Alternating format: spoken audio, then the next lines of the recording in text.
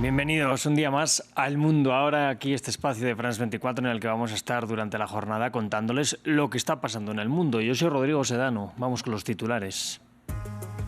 En la COP30 en Belém se firmó este sábado finalmente un acuerdo por consenso. Este no menciona explícitamente la salida de las energías fósiles, como exigían varios países latinoamericanos y la Unión Europea. Se centran en aumentar la ambición de las acciones para enfrentar el calentamiento global.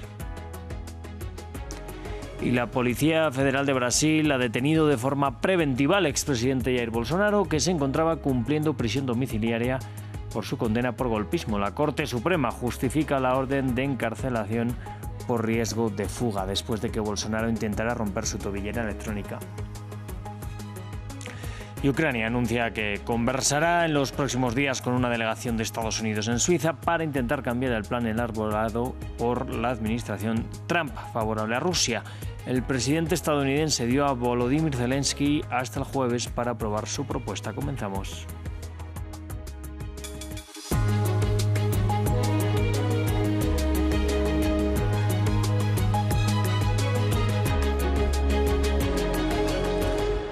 Pues la cumbre climática de las Naciones Unidas, la COP30, que se celebra en Brasil, finalmente ha anunciado tener un acuerdo. El texto ha sido aceptado por consenso, pese a no hacer referencia explícita a la hoja de ruta para conseguir desligarse de los combustibles fósiles, como pedía Europa. Se centra, sin embargo, en aumentar la ambición de las acciones para frenar el cambio climático. La presidencia brasileña de la COP dijo que implantará su propia hoja de ruta para desligarse de esos combustibles fósiles. Bueno, seguimos en Brasil. El Supremo Tribunal Federal de Justicia ha ordenado la detención preventiva del expresidente Jair Bolsonaro, esto luego de que se conociera que durante horas de la noche había intentado romper su tobillera electrónica. Esto antes de la celebración de una vigilia convocada para este sábado por uno de sus hijos frente a la residencia del exmandatario en Brasilia y que, según la Alta Corte, podría propiciar un ambiente para su fuga. Andrés Mesa Muñoz nos lo cuenta. Un tumultuoso capítulo se abre en la novela judicial de Jair Bolsonaro. El expresidente de Brasil fue detenido de manera preventiva por orden del Supremo Tribunal, que reveló en un documento que el exmandatario intentó romper su tobillera electrónica durante las primeras horas de este sábado. La información confirma la intención del condenado de romper su tobillera electrónica para asegurar una fuga exitosa, facilitada por la confusión causada por la manifestación que convocó su hijo. El documento se refiere a una movilización convocada por su hijo Flavio Bolsonaro para este mismo sábado en las horas de la noche, justo al frente de la entrada del condominio donde se encontraba detenido el expresidente, a la espera de iniciar una condena de 27 años de cárcel por intento de golpe de Estado. En este caso, la eventual realización de la supuesta vigilia constituye un riesgo altísimo para la efectividad de la prisión domiciliaria decretada y pone en riesgo el orden público y la efectividad de la ley penal. Para el tribunal existe un riesgo de fuga y destaca también la cercanía de la residencia de Bolsonaro y la embajada de Estados Unidos en Brasilia, donde se cree que podría buscar asilo. Justo este viernes sus abogados habían pedido a la Corte Suprema que le permitiera al expresidente cumplir su condena bajo arresto domiciliario, citando problemas de salud y que su presencia en un entorno carcelario representaría un riesgo para su vida. En Estados Unidos, Marjorie Taylor Greene, la congresista republicana, anunció que dimitirá de su cargo el 5 de enero de 2026.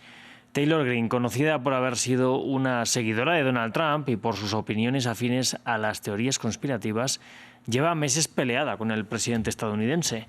La congresista reprocha a Trump su falta de claridad sobre su relación con Jeffrey Epstein. Trump contestó tachando a Greene de traidora. Nos lo cuenta William Gasso. La luna de miel está definitivamente terminada. Fiel aliada de Donald Trump durante años, Marjorie Taylor Greene indicó que renunciará a su cargo tras una larga pelea con el presidente estadounidense.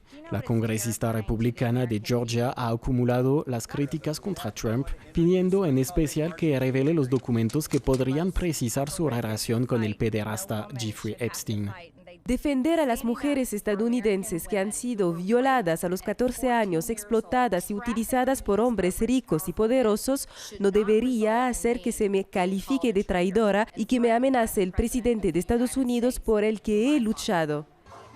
La posición de Donald Trump, que se ha relacionado con Jeffrey Epstein, ha generado división en el bando republicano y en el movimiento MAGA. El mandatario estadounidense siempre ha negado haber tenido conocimiento del comportamiento criminal del financiero, atacó con fuerza contra Taylor Greene, una de las más críticas sobre este tema, y afirma que la congresista renuncia por razones políticas. Marjorie Traidora Brown, debido a la caída en picada de sus cifras en las encuestas y a que no quería enfrentarse a un rival en las primarias con un fuerte respaldo de Trump, donde no tendría ninguna posibilidad de ganar, ha decidido renunciar. Su relación con el peor congresista republicano en décadas, Tom Macy de Kentucky, también conocido como Rand Paul Jr., porque vota en contra del Partido Republicano y de leyes realmente buenas, no ayudó. Marjorie Taylor Greene renunciará el 5 de enero de 2026, 10 meses antes de las elecciones de medio mandato. Y la cumbre del G20 inició este sábado en Johannesburgo. Sudáfrica, el anfitrión del evento, insistió en su discurso de apertura en no restarle importancia al encuentro, mientras que los Estados Unidos de Trump decidieron boicotear la conferencia. Una declaración que destaca la importancia del multilateralismo fue adoptada por los líderes presentes. El evento se centra en las prioridades de los países en desarrollo y debería estar también marcado por la guerra en Ucrania. Los detalles en el informe.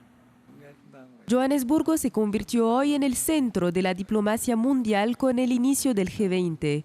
El presidente sudafricano Cyril Ramaphosa inauguró esta cumbre que se celebrará hasta el domingo. La mayoría de los líderes mundiales están presentes a esa conferencia, la primera que se organiza en suelo africano.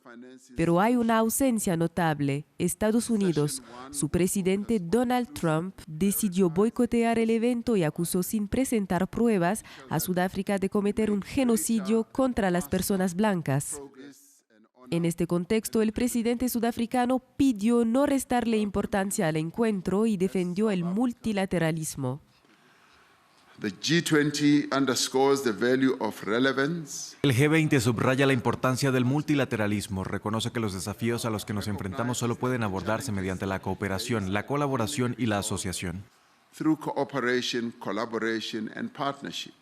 Este G20 centrará sus prioridades en los desafíos que enfrentan los países en desarrollo con 3 ejes principales: la sostenibilidad de la deuda para los países de bajos ingresos, el financiamiento de una transición energética justa y una explotación más equitativa de los minerales críticos. Sobre estos temas, según el portavoz del presidente Ramaphosa, la declaración conjunta del G20, resultado de meses de negociaciones, fue adoptada por unanimidad. Pero otros temas también serán cruciales. El principal, la guerra en Ucrania. La presentación por parte de Estados Unidos de un plan considerado favorable a Rusia debería dominar los debates de estos 2 días. Es la primera vez que el G20 está organizado en el continente africano, una cita importante tanto para el presidente Cyril Ramaphosa como para el propio continente. Anteriormente nos ampliaba nuestro corresponsal Salim Fayad sobre este tema. Bueno, Sudáfrica en particular es un país que desde hace algunos años ha venido enfrentando grandes problemas que tienen que ver con corrupción, con gobernabilidad, con problemas de infraestructura, de mantenimiento, y este tipo de eventos, incluyendo la cumbre del BRICS que se hizo hace 2 años, ponen otra vez de manifiesto la capacidad de Sudáfrica para organizar este tipo de eventos a nivel global, el liderazgo del presidente Cyril Ramaphosa y también la capacidad de mediación que tiene. En particular para Sudáfrica logró también ya unos acuerdos que anunciaron ayer con la Unión Europea para que la Unión Europea apoye a Sudáfrica en términos de infraestructura, de acueductos, de energía, y también se hizo un anuncio de que la Unión Europea apoyaría al continente africano en general para tener acceso a vacunas. Esta es una iniciativa que habían iniciado ya el presidente Ramaphosa desde 2020 durante la pandemia del COVID-19. Bueno, uno de los temas que ocupa las discusiones en el G20 es el futuro de la guerra en Ucrania. Kiev anunció que sostendrá conversaciones con Estados Unidos en Suiza en los próximos días en un intento de modificar la propuesta de acuerdo elaborada por Estados Unidos. Por parte de este país van a estar presentes Marco Rubio y Steve Witkoff en la reunión en Suiza. Y este sábado el presidente ucraniano Volodymyr Zelensky dice que no se trata solamente de negociar, sino de asegurar que los crímenes cometidos por Rusia no sean recompensados. En estos días se celebrarán consultas con los socios sobre los pasos necesarios para poner fin a la guerra. Firmé un decreto sobre la composición de la delegación ucraniana y aprobé todas las directivas pertinentes. Nuestros representantes saben cómo defender los intereses nacionales ucranianos y lo necesario para garantizar que Rusia no lleve a cabo una tercera invasión, otro golpe a Ucrania.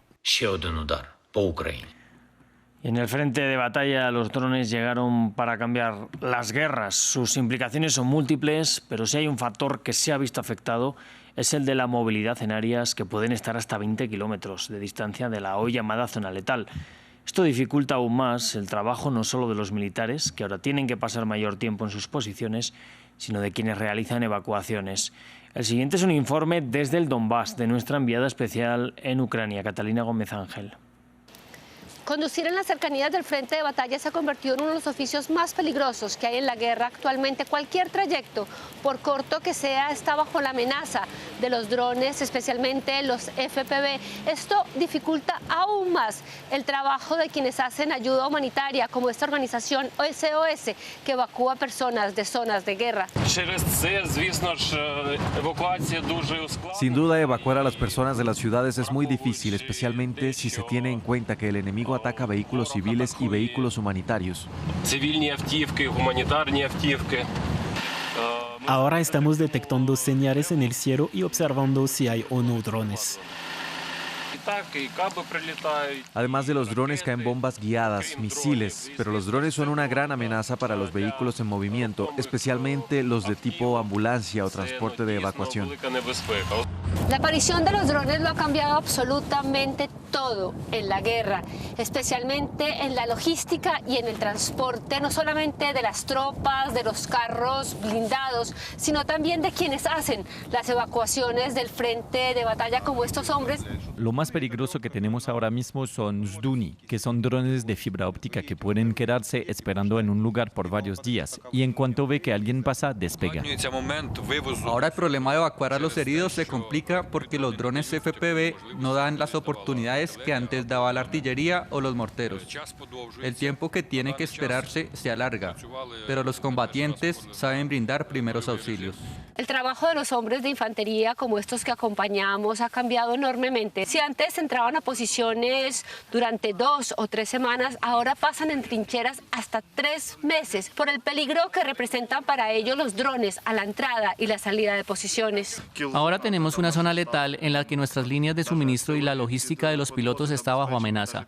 Ningún vehículo puede entrar ahora a las posiciones. Cuando se le pregunta a cualquier persona en el área del frente de batalla qué es a lo que más temen, responden sin duda los drones. Y en la franja de Gaza, Israel ha lanzado nuevos ataques aéreos este sábado que dejan ya más de 20 muertos, según la Defensa Civil. Una muestra más de las violaciones al cese el fuego en el enclave. Testigos indican que los misiles impactaron primero contra un coche y posteriormente en diferentes casas de Deir al-Balá y campamentos de Nuseirat. Posteriormente, otro ataque impactó en el oeste de la ciudad de Gaza. Israel asegura haber matado a 5 líderes de Hamás. Y en el Líbano también se han registrado nuevos bombardeos por parte de Israel. Ha sido el propio ejército israelí quien los ha confirmado. Según ellos, han atacado instalaciones de almacenamiento y lanzadores de cohetes de Hezbollah en el sur del Líbano. El Ministerio de Salud libanés anuncia la muerte de algunas personas en esos ataques. La presencia de actividad militar en estos sitios supondría una violación de los acuerdos entre Israel y el Líbano.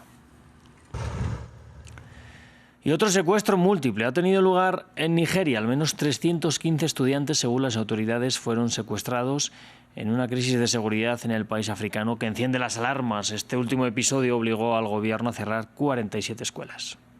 La misma historia en la misma semana. Nigeria revivió el drama de los secuestros múltiples en escuelas, una crisis de seguridad por la que el gobierno se lleva grandes críticas.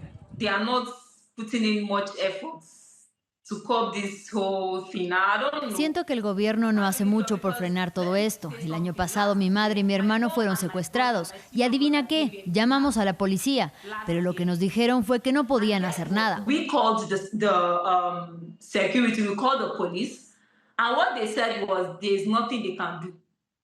El año pasado pagamos una enorme cantidad de dinero para liberarlos, así que sinceramente no creo en las autoridades. El último episodio ocurrido en una escuela cristiana, pero si Donald Trump ya apuntó que los cristianos en Nigeria están perseguidos e iba a tomar cartas en el asunto, los expertos en seguridad son claros: el crimen afecta a todo el mundo en Nigeria.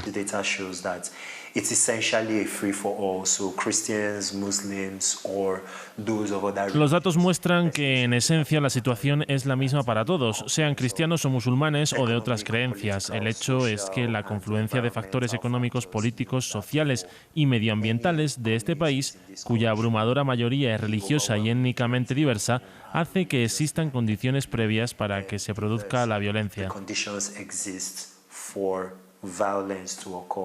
Ningún grupo ha reivindicado los secuestros, pero los expertos apuntan que se trataría de grupos de delincuentes armados hasta los dientes. La oleada de secuestros obligó al gobierno a cerrar 47 escuelas. Pues así vamos a cerrar este informativo y yo les invito a que sigan aquí con nosotros en France 24.